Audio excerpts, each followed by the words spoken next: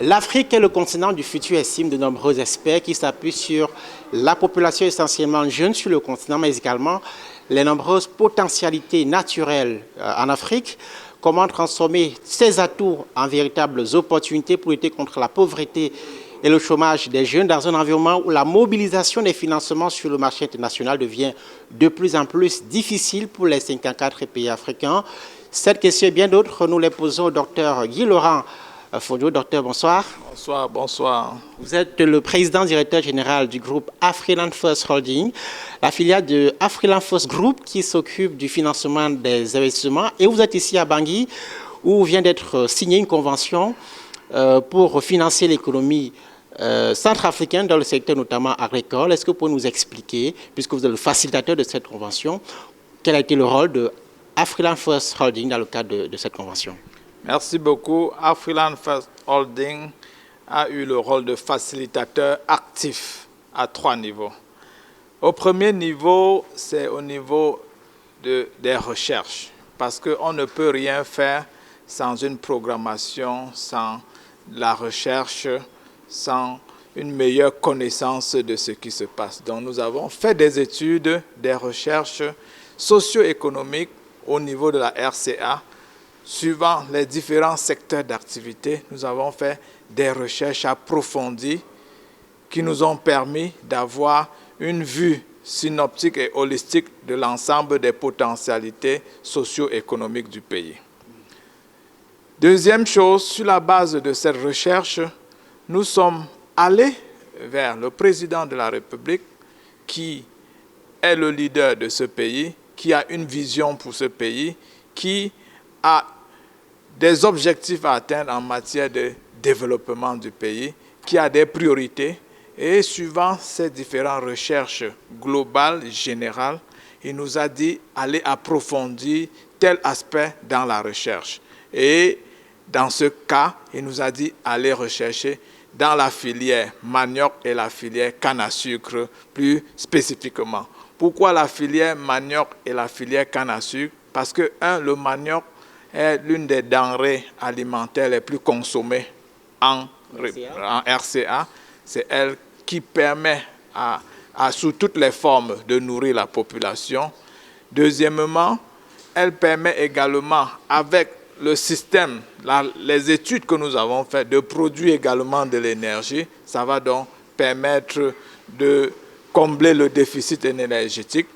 Deuxièmement, la canne à sucre. La canne à sucre également est une denrée très importante, non seulement pour le marché domestique, mais également pour l'exportation. Ça va permettre d'avoir des revenus extérieurs de l'exportation importants pour booster l'économie du pays. Et également, ça va aussi permettre d'avoir de l'énergie. Donc, sur la base de ça, nous avons donc entamé notre deuxième mission d'Afriland First Holding, qui est la recherche de partenaires.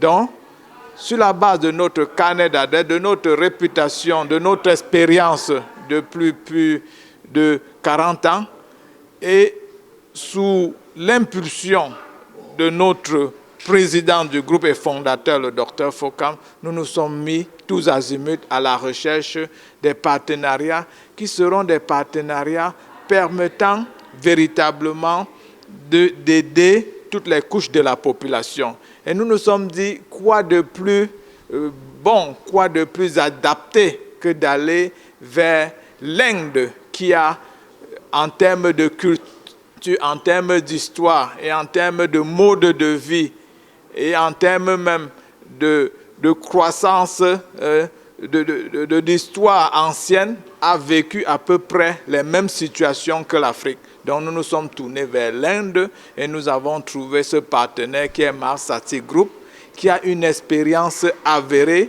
de plus de 100 ans dans le domaine agricole, avec des productions journalières de plus de 90 000 tonnes, et surtout avec cette politique que nous voulons, à savoir au-delà de l'économique, faire du social. Donc nous avons vu qu'au-delà de leurs plantations qui appartiennent à la société, ils avaient créé un réseau de planteurs, de micro-planteurs qui véritablement étaient les fournisseurs de l'usine. Donc nous nous sommes dit, voilà le modèle idéal qui devrait être adapté à la Centrafrique. Le partenaire financier, c'est donc Mahasati Group, un groupe financier indien. Quelle est la configuration de cet apport financier? Est-ce qu'il est le seul financier ou alors les autres parties apportent quelque chose? Non, le Mahasati Group n'est pas le partenaire financier, c'est le partenaire technique. Ils ont leur technicité, ils ont leur know-how. Et c'est où je vais aller à la troisième mission de AFH, c'est de rechercher les partenaires financiers. Donc, ensemble avec Mahasati Group, nous avons donc recherché des partenaires financiers pour accompagner Mahasati Group dans le cadre donc, de la mise en œuvre de ce projet.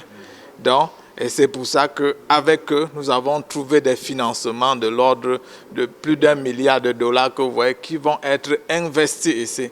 Et je voudrais surtout insister sur l'aspect socio-économique de ce projet. Ce n'est pas un projet standard que vous voyez souvent ailleurs. On aura la société Mahasati Group qui aura une usine qui va avoir ses terres, qui va les cultiver, qui va produire de la canne à sucre pour ravitailler l'usine. Ça, c'est la vision purement économique de Mahasati Group. Mais il y a cette vision sociale qui est, sur les 20 000 hectares, la moitié, donc 10 000 hectares, appartiendront aux populations locales.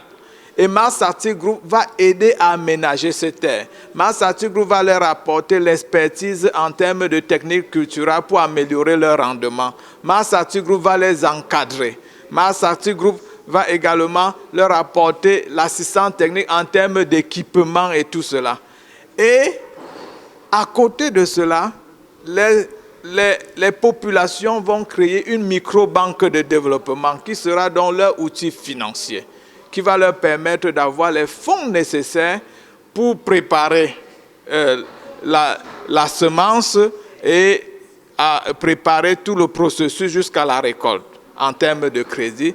Et lorsque la récolte sera faite, ils vont totalement revendre cela à leur acheteur qui est Mahasati Group. Et lorsque la vente est faite, également Mahasati Group va payer à cette banque, micro-banque de développement qui appartient à la communauté. Et cette micro-banque de développement va retenir la partie du prêt et leur remettre la contrepartie qui leur permet véritablement de développer leurs activités socio-économiques et de subvenir à leurs besoins, améliorer leurs conditions de vie. On voit que vous quittez les couloirs classiques de recherche et financement, en général fournis par les bailleurs de fonds, avec des contraintes qui sont parfois difficilement remplissables par les pays africains. Tout à fait. Il faut innover. Il faut éviter les sentiers battus. L'Africain doit savoir que nous avons suffisamment de potentiel. Et le principal potentiel réside entre nos deux oreilles, comme dit mon président gros docteur Fokam, c'est entre nos deux oreilles toute la richesse. Parce que c'est à partir de notre pensée, de notre réflexion que nous créons la richesse. Et il faut également amener les gens à travailler. Il faut que le travail devienne une partie de plaisir. On ne peut pas se développer si on ne travaille pas. Au Japon, ils travaillent 12 heures, 14 heures par jour, mais en Afrique, on travaille combien d'heures? Donc, il faut cette révolution de la pensée, cette révolution mentale pour que les jeunes Africains comprennent qu'il n'y a pas d'issue possible sans le travail, sans le savoir, sans l'éducation. 5 000 emplois attendus, 5 000 emplois directs, 20 000 emplois indirects attendus. Vous atterrissez en RCA, un pays secoué par des dizaines d'années d'instabilité politique, mais qui se remet. On voit que Bangui vit, les autres régions également. Vous êtes présent dans plusieurs autres pays africains, mais on peut estimer que c'est un pari risqué. Mais si on ne prend pas de risque, la vie n'a pas de sens. La vie est faite tous les jours de risques. Même vous qui parlez devant moi, si vous ne prenez pas le risque de vous lever le matin et d'affronter cela, vous ne pouvez rien. Donc le risque, nous devons concevoir le risque comme faisant partie. Et quand il n'y a pas de risque, il faut même s'inquiéter. Docteur, merci beaucoup. Madame, Monsieur, merci d'avoir suivi cet entretien sur cette convention que vient de signer l'État centrafricain, le groupe Mahasati Group, mais également la SCIS, qui apporte donc ces fonds de près de 800 milliards de francs CFA ici en Centrafrique, dans le secteur agricole, pour les filières manioc et canne à sucre. Bonsoir à tous.